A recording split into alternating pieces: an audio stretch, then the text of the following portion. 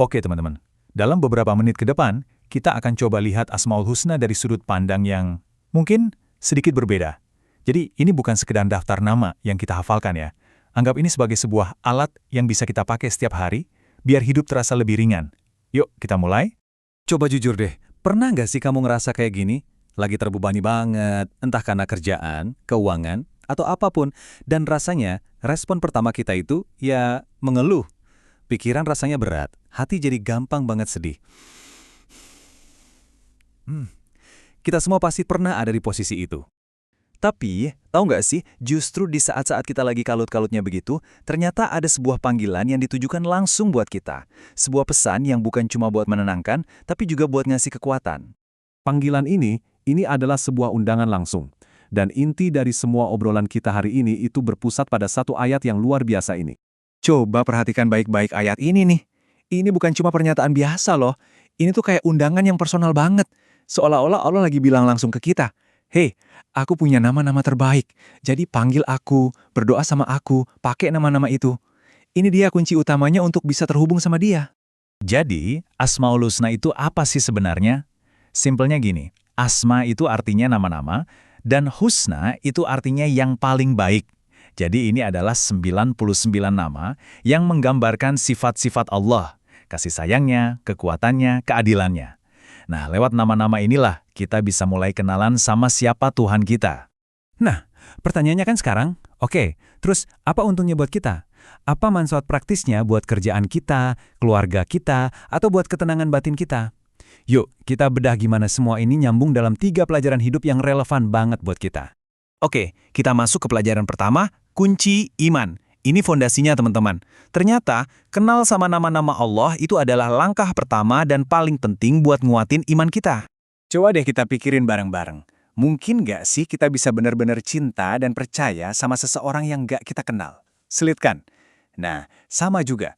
Para ulama bilang, puncak dari perjalanan iman kita itu adalah ma'rifatullah, yaitu mengenal Allah. Dan jalannya, ya lewat nama-namanya.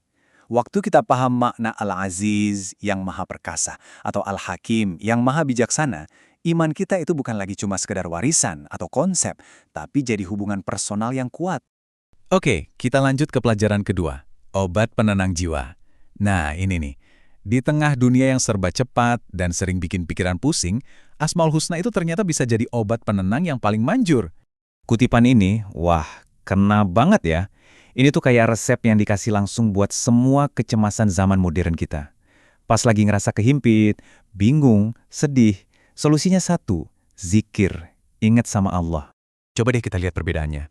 Di satu sisi, tanpa zikir, pikiran kita tuh bisa jadi kusut banget, penuh sama duri-duri kekhawatiran. Hati jadi cemas, dan masalah sekecil apapun rasanya jadi besar banget.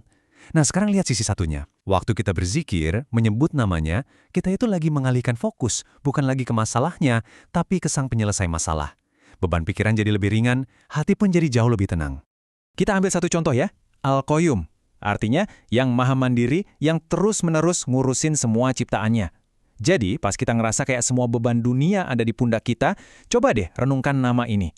Ini pengingat yang kuat banget. Ada kekuatan yang jauh lebih besar yang lagi pegang kendali, bukan kita. Dan momen kita bisa melepaskan kendali itu, wah itu rasanya tenang luar biasa. Dan sekarang, pelajaran ketiga, cermin akhlak mulia. Nah, bagian ini mungkin yang paling bisa mengubah hidup kita. Asmaul Husna itu bukan cuma untuk kita tahu, tapi untuk kita contoh. Ini adalah cermin buat karakter kita sendiri. Ada petunjuk yang indah banget dari Rasulullah, berakhlaklah kalian dengan akhlak Allah. Gimana caranya? Gini prosesnya. Pertama, kita pahami satu nama, misalnya Al-Karim, yang maha pemurah.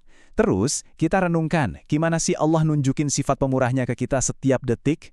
Nah, yang ketiga, kita coba contoh sifat itu dalam skala kita sebagai manusia. Kita belajar buat jadi lebih pemurah ke orang lain.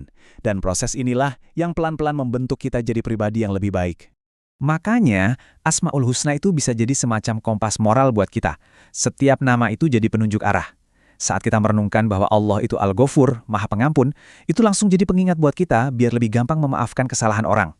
Saat kita tahu Dia itu Al-Adil, Maha Adil, itu mendorong kita untuk nggak berbuat zolil.